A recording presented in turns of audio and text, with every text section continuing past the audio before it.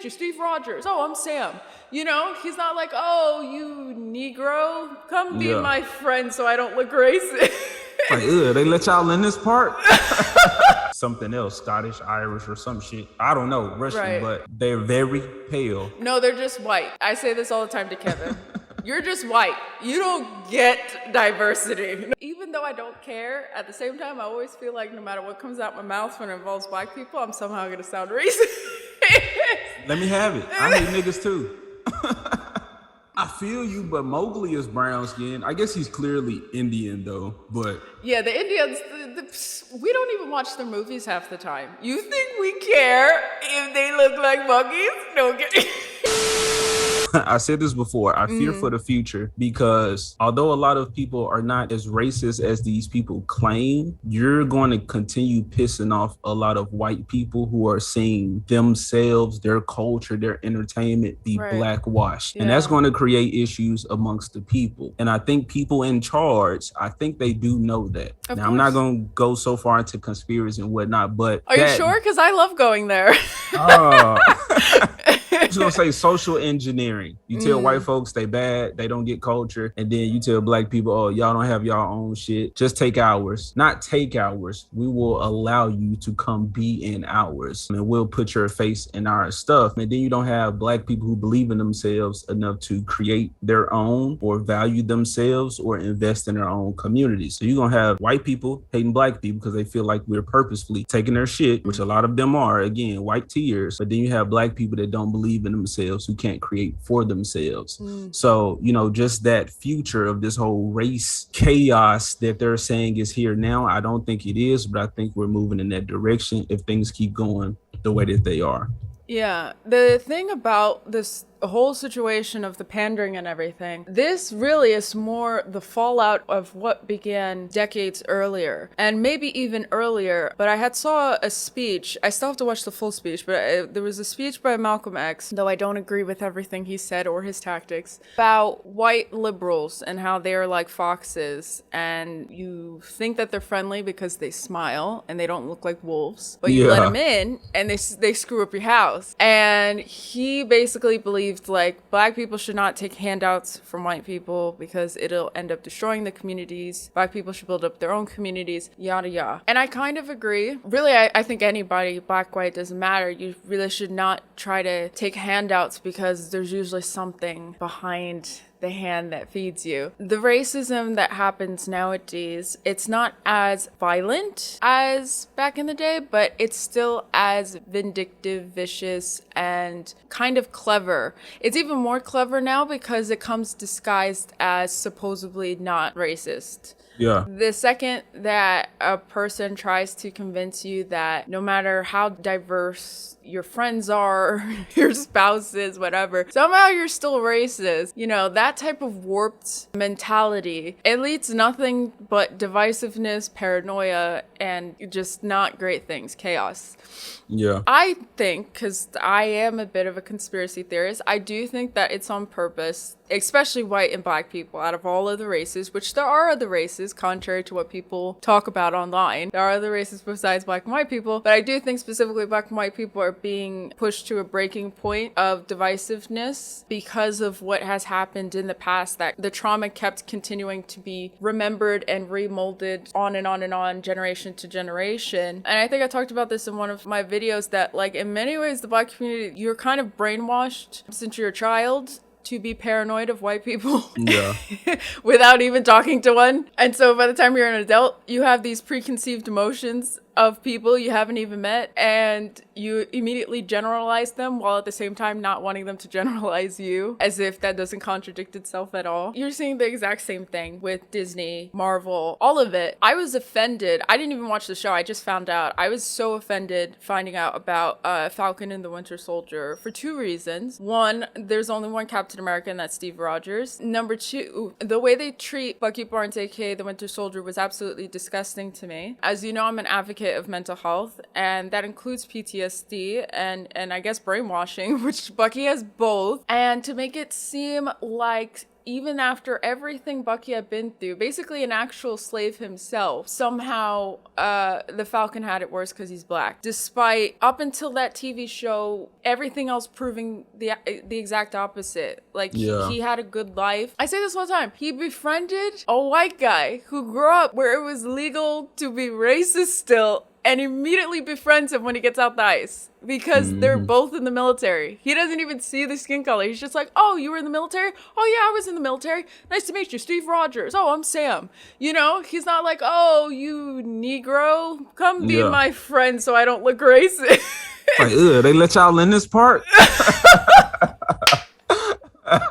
No, I definitely feel you. My issues with that is Falcon is his own superhero. Yeah. Falcon was one of the first mainstream black superheroes, yet he didn't get his own movie. If you pay attention to all the black superheroes, Falcon, War Machine, Black Panther, that's all I can think of in MCU off the top of my head right now. They're all team up characters. They were all introduced as part of a team or a group. They didn't get their own solo stuff. Although Blade, before this whole MCU, had his own shit, and you know, it was hot. A lot of people say that he actually saved superhero movies or made people believe in them. I've heard that. Yeah, Falcon was introduced. He was Falcon. Now, I have issues with that Falcon because he was all militarized and whatnot. I wanted the dude in the red and white spandex with his actual bird, red wing. I think that would have been cool if you were going to do a Falcon in the Winter Soldier. You mean like his suit, right? Like the design was too militarized, or like his background was... Like his backstory. No, the suit and his drone. So his actual Falcon Red Wing, they turned into a drone that he just commanded with his little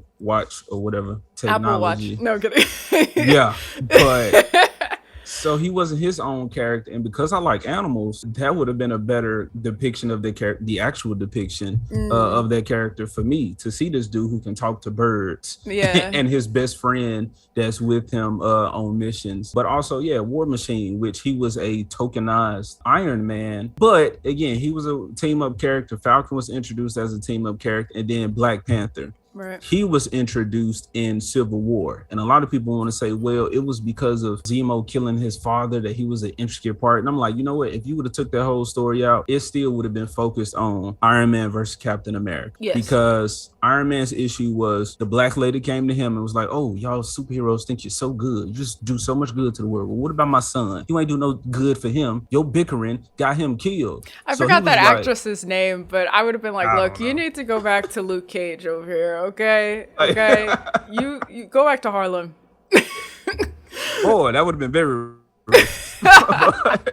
that's how Marvel treated those characters, but they loved black so much, but you didn't believe in any of these black characters to give them their own movie. And then on the Black Panther, again, he was introduced in Civil War, where he was one part of this squabble between the two white men in charge. But then he get his own movie where we had to talk about social justice, and then in his very next movie, it's not even his because he's dead. I talked about that in my live stream, not to cut you off, sorry. It is a tragedy that Chadwick Boseman died as early as he did. I've lost family recently where they shouldn't have died as early as they did. Back to back, actually. It doesn't change the fact that you do no service or honor to him by immediately giving the mantle to a different character who, honestly, I don't think can hold that mantle. Like, I know it's going to be Shuri, whatever.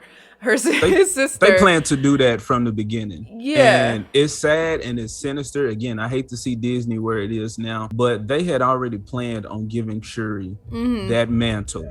Because the Black Panther is an actual mantle, unlike what they want to say Spider-Man is or Thor. That's an actual mantle that is passed down through family members. So it makes sense. And then they had a comic to come out. It's like they make comics recently. I think they had these plans, but they had these comics to come out 2011 forward to justify these decisions that they're making in the MCU. So they had already had plans to do that. But in that comic, Black Panther was in space. He was not dead, but they just saw this as the perfect opportunity. Ooh, we finna cash in. How we had all them black folks to come in Wakanda Forever the first time. Now we got to tell them, oh, you paying tribute to Chadwick Boseman if you come watch this. Have you seen I live in Jersey. Have you seen videos of like people in Newark or New York or whatever were doing Black Panther, you have black people dressing up in their African garb that they never had in their life, that they bought from Party City. They brought their fried chicken. They brought their banquet. You know, they brought the food. They brought the drums. They brought the twerking. They brought the grandmama. They brought everybody to go see that movie. As if God himself was gonna come down in the theater. And I'm like, see, if Norse people, Irish people, let's say, Celtic people, whatever, they acted like they're seeing Thor or something, y'all would be afraid that white supremacy came back. You would call white supremacy. In full-fledged. They'll be like, white supremacy is so rampant, it only took a movie for them to show their true colors or paleness, whatever they want to claim. And that's the thing, is like the lack of self-awareness with these moves being made. Like I said, with that Black Panther is, again, it made sense because they have a comic to justify it according to them or with their logic. But it was just like, damn, to capitalize off this man's death at the same time. Yeah. Like they actually used his Twitter account to promote the movie. Somebody else made this point. I didn't come up with this, but white superheroes have been here for generations. You see multiple people play the same fucking character. Clark Kent, Bruce Wayne, Peter Parker, the list goes on. But as soon as we get a Black Panther, because the actor dies in real life, you have to depict that in the movie. So it's like black heroes are not immortal like the white ones are. They have to remind us like, your life is in our hands, little nigga boy.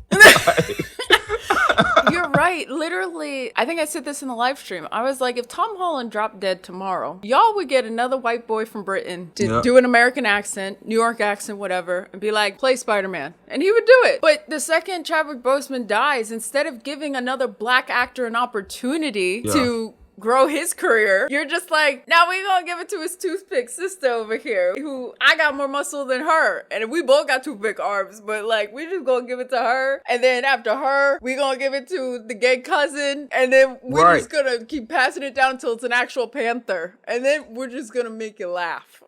So you don't even have a black male king or a lead for this movie, but it's crazy that this is also being promoted at the same time as the woman king. And then, like I said, you had King Valkyrie, who the only fucking brown King Valkyrie. Get that shit out of here. I'm so tired of that.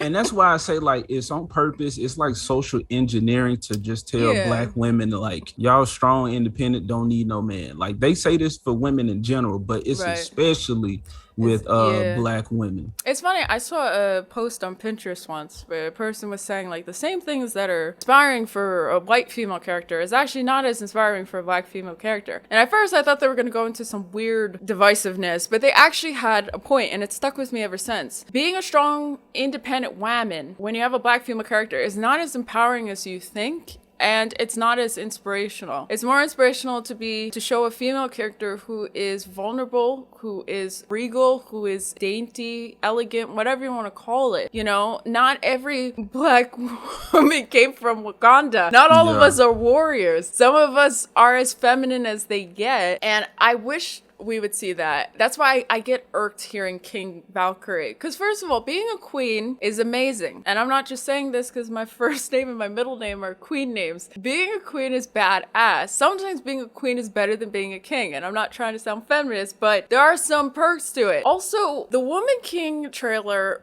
brought a lot of hate my way when I reacted to it. Mostly from black people, which is nice because usually it's white people who get mad at me and try to explain my race to me and my oppression to me. So that's always fun. But this time it was actually black people, which was refreshing, but still agitating. And they were trying to explain the history and it's not this tribe, but this tribe. And actually they were just doing that and that and this and that. And I'm like, no matter how you put it, at the end of the day, I don't understand why every time we need to have an empowering female or male black story, it deals with slavery and Africa and whatever. I'm pretty sure I am more mixed of everything else besides black in my genes, despite me saying I'm a black person. We're not all from Africa. We didn't just come off the plantations yesterday. Some of us literally born and raised in America or wherever. Like, that's our story. And you're not telling it. You're telling a story that belongs to people who are long since dead. And they're not going to your movie theaters. And the two female writers for that movie are white, which I'm lumping them into all other whites. hilarious. So they probably something else, Scottish, Irish, or some shit. I don't know, Russian, Right. but they're very pale. No, they're just white. I say this all the time to Kevin. You're just white. You don't get diversity. No, get Look, I'm gonna pull a Disney and not do the work to actually figure out.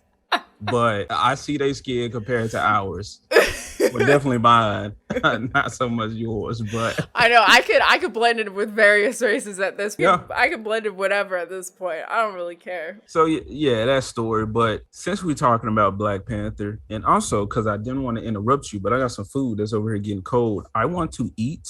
Sure. Go ahead and explain the Killmonger situation. Oh no. I'm trying That not to you talk want- about it. No. For real, why not? Why not? We can talk about it. Even though I don't care, at the same time, I always feel like no matter what comes out my mouth when it involves Black people, I'm somehow going to sound racist. Let me have it. I hate niggas too.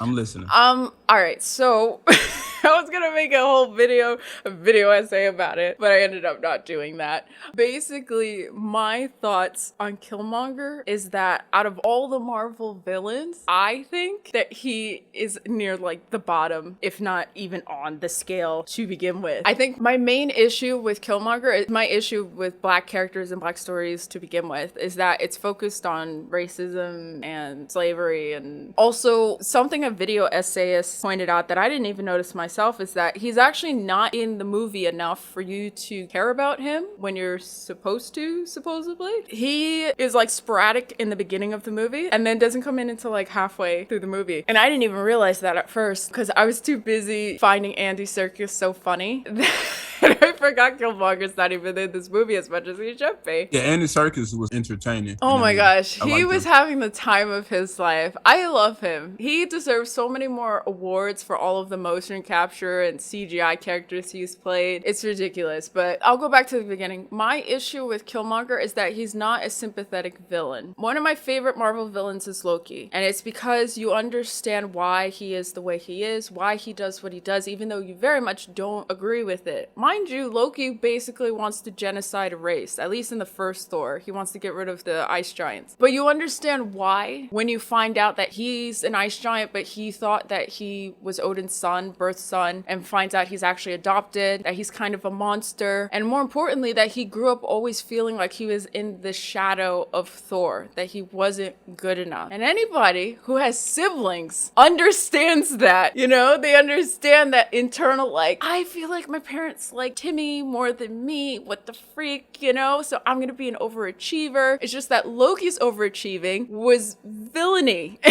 instead of helping people. And he was closer to the mom because she actually cared about him, taught him magic, I'm pretty sure. And so I always loved seeing Loki on screen. Even in the Thor 2 movie, which wasn't great, or Thor 3 actually, at this point, and probably Thor 4, but definitely Thor 3. I still loved watching Loki because every scene between him and Thor, it hit you. Even in the Taika Waititi Thor 3, there's a moment in the elevator where Loki is talking to Thor, and Loki basically tells Thor, like, you probably didn't really like me and stuff, you were just being nice to me, whatever. And Thor was like, I admired you, like, I loved you, and it's sad that you chose this path and I can't help you anymore, but I did care about you as my brother. I really did. That still is touching, even though it's in the comedy dumpster fire of a film. And then you try to pair that to Killmonger, who is also family to T'Challa, unbeknownst to us at first. He's his cousin, and though a cousin's not the same as a brother, to some people it kind of is. They're kind of like your sibling. I know my cousin, as much as I want to kill him half the time, he's like my adoptive older brother. They really could have did something with Killmonger. They really could have made him empathetic, but his rationale makes no sense, and there's no empathy to it. Like, his people, which is kind of ironic to actual history, but his people is the reason why his dad's dead. It's not white people. His uncle killed his father. That literally is what happened, not a white person. His frustration should be at Wakanda. It shouldn't be at white people, but it is. And not only that, but his father was talking about at the beginning, like, how drugs were being brought into the cities, whatever, which is true. However, as Megan McCloverfer has said, you didn't have to take the drugs.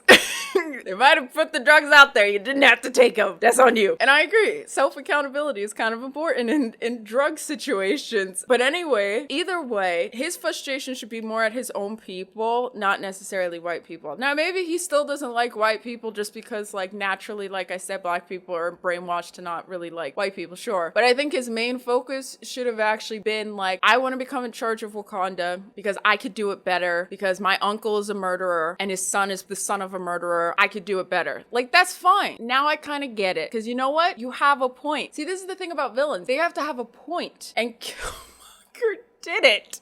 He's like, I want all the guns so I can kill white people, and I can equip the black people to kill the white people, because that'll solve racism. And it's like, no, it won't. No, it won't. That's how we got here in the first place, except it was reversed. You're no better than your enemies, which is what T'Challa says. And then, this is the part that kills me. I'm all over the place, I'm sorry. But this is the part that kills me at the end, where T'Challa is like, you are no better than the people that you say you're trying to stop. And then he turns on the waterworks. He's like, you guys took everything from me. And I'm like, where is this coming from? Address the point your cousin just made, which was very rational. Don't do this manipulation, emotional shit. Don't do this to me. You think I'm gonna fall for this? I don't care, okay? By the end of this movie, I was like, Charlie, kill him. Let it be slow. No, I'm kidding.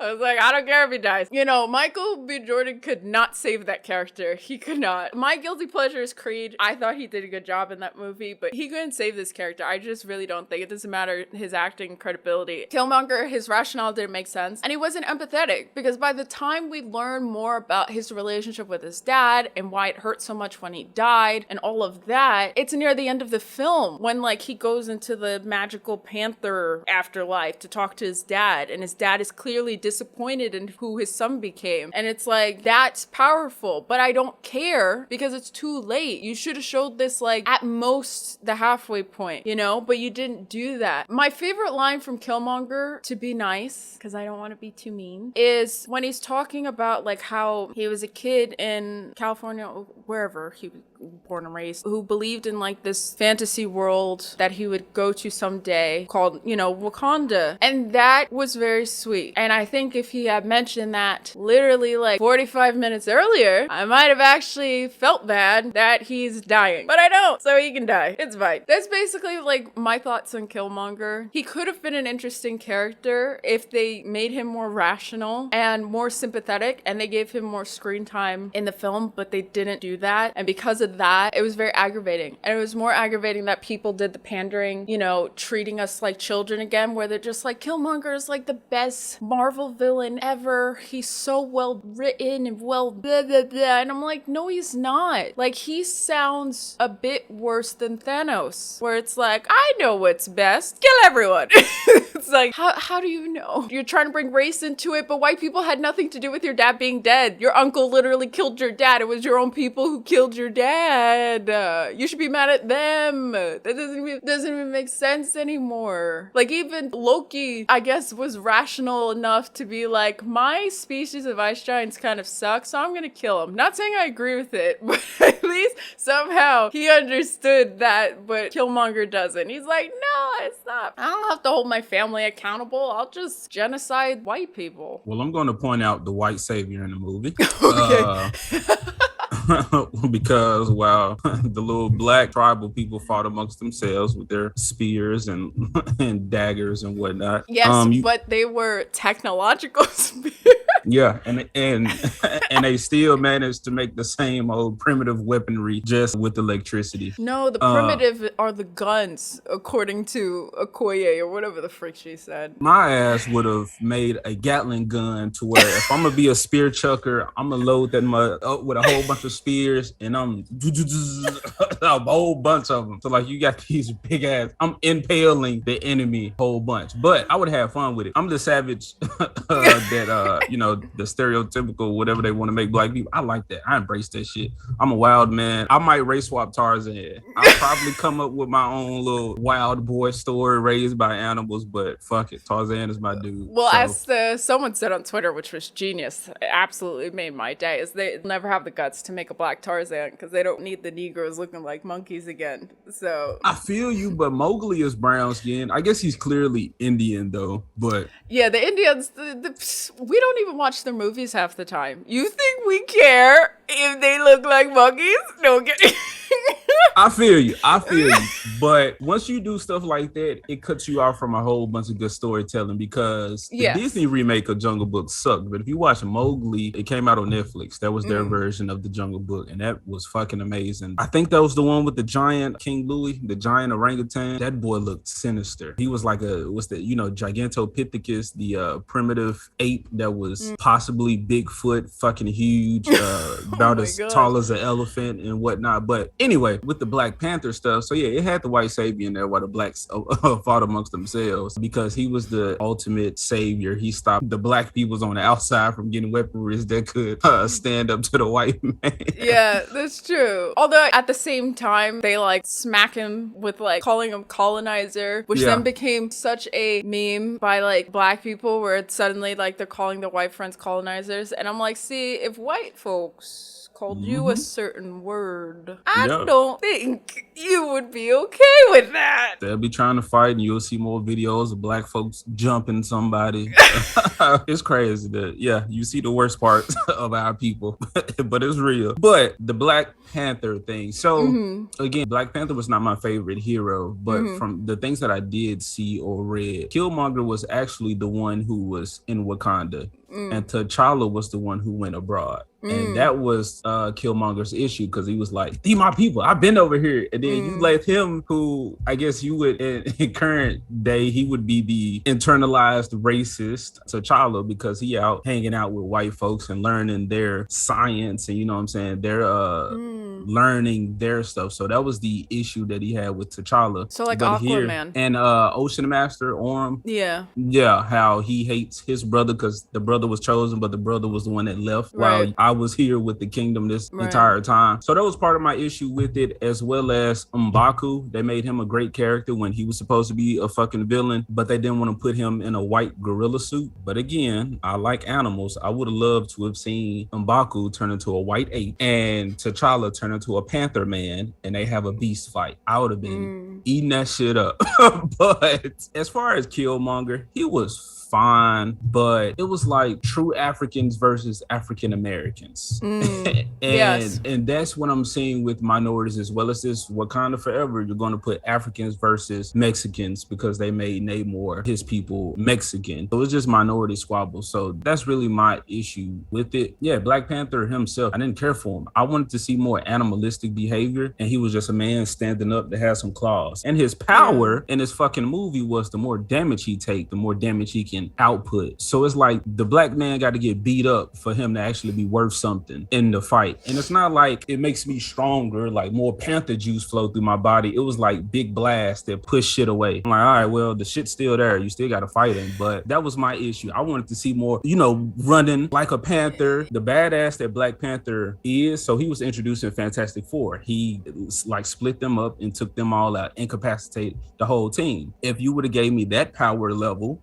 of Black Panther, the Civil War movie wouldn't have been an issue for him. He would have ran through the opposition like it was nothing if you had actually shown him at the power level that this Black King was supposed to be, as well as having him in those trial by combats. It was just plot devices. He should have beat the fuck out of M'Baku and Killmonger. And folks want to say, well, Killmonger was an assassin. He been killing folks. Well, you know what? He also been carrying a gun and he's been fighting other soldiers. T'Challa has been defending Wakanda from all type of threats. They didn't address it in the movie, but I know the Skrulls invaded and he sought help from that outside because he's like, damn, these aliens are just too much. But that's when he was like, okay, I'm not badass enough. Now I need help. But it's like, he's been defending Wakanda from all types of mythical, supernatural threats. But as soon as you take his little herb away and just put him in physical combat, it's like, now he's a piece of shit. He beats M'Baku, like I said, for plot purposes to show M'Baku, want his claim to the throne or him wanting to take over Wakanda. But then again, he loses to the fucking American soldier. So I had issues with that movie just all around. But I did love the Africanness of it. I was one of those people that had my fucking dashiki on at the movie.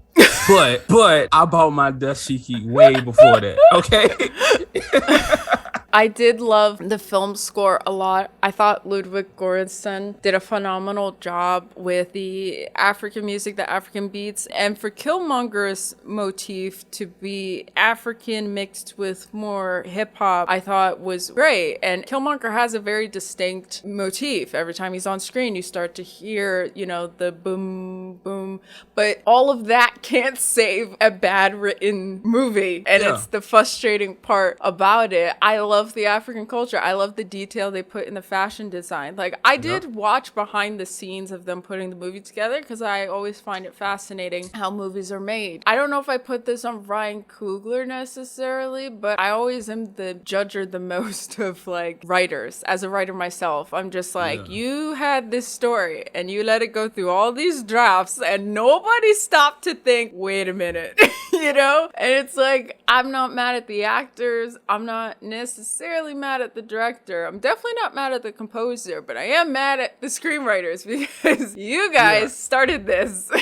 I don't know who exactly to blame for that, but Ryan Coogler, and the same thing that we're seeing with this Mufasa prequel movie, they choose black directors or writers or whatever that do drama. So that's why when you see black stuff, black movies or depictions of these characters, it's not anybody that does like action or like, you know, superhero stuff or like fantastical type shit. It's always some drama. So that's why with black stories, you get fucking drama all over again. And that's why I stayed away from a lot of black movies growing up, like BET, like all of those, what, The Wood, Something in the Hood, Boys in the Hood, The Drugs in the Hood, all that type of shit. But I didn't care to see none of that because that was real life. I don't have to see that shit on the screen as well. Right, yeah. And now you just treat my superheroes like that. Now, instead of T'Challa dying from a bullet, he's fucking dying from, I don't know what they're going to make him die from. I thought I heard he just dies from an illness because I think the story / screenplay got leaked, just like a lot of things get leaked nowadays. Like the Multiverse of Madness, that got leaked and most of it was accurate. Apparently what got leaked is like T'Challa just dies from COVID or something. And you're just like... Because Shuri didn't get vaccinated. It took her too long. Like, you could have saved your brother, girl. You would have just took that time. It's wild. The whole, like, drinking the purple juice or purple whatever, because they couldn't make it green, because that'd go too far. They had to make it purple. It was grape soda. They couldn't make it watermelon flavor because that would have been too far. It couldn't be pink. I would have been all for it, though. I love some watermelon. Same. Fuck it. To be honest with you, my issue is like they didn't treat Black Panther with more like royalty. Not that I expected it to be like The Crown or something like that, but I just wanted more politics, I guess, because that's what you expect from a monarchy is dealing with politics and treaties and I don't know. I'm not a queen. No, like what you're describing was how I was introduced to Black Panther in the animated movies and the stuff that I did read from them. It was politics. Again, people were invading Wakanda. They were aliens, the scroll shit that they're trying to do with this secret invasion that they just announced. But that happened to Wakanda. Right. That happened to Wakanda first. And because that threat was so overwhelming, he went and sought out the other heroes. But his people, he had all type of backlash because no outsiders. So that would have been a story to kind of talk about. If you would have introduced Black Panther in his own movie, give us a black on black squabble, you know, in his first movie, but then in that second one, then you see him involved with the other superheroes, unlike what they did was, well, we're just gonna throw him in Civil War and then give him his movie. But it's like, it's not just the black people that went and watched it because it was black, not realizing that it was made by two white guys, but also the actual comic book fans that love Black Panther flocked to see that movie. It was cultural phenomenon because you had the white audience that wanted to see a comic book movie, but you incentivize the entire black audience or potential black consumers to come watch this movie. Whereas you see, you know, that movie was its own thing again because it was such a cultural phenomenon. But all these other superhero movies, black people is not flocking to them like that. But just like I said with the movies in the Disney Renaissance, now they're trying to recreate that with this Black Panther movie because they know black people will consume if you pander to them enough or the right way. I really don't care about anything that's coming out, and it's not just how they treating colored characters. Spider-Man and the Hulk are my favorite superheroes. So to see their fucking downfall and the terrible depictions, I'm just like, oh, okay, well, you don't care about talking about Disney. Like, y'all don't really care about keeping any of this intact or respecting what came before with these characters. So yeah, I've been checked out of all of this a long time.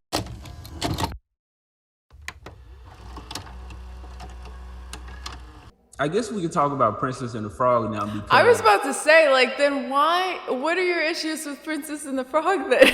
oh, let's go in. So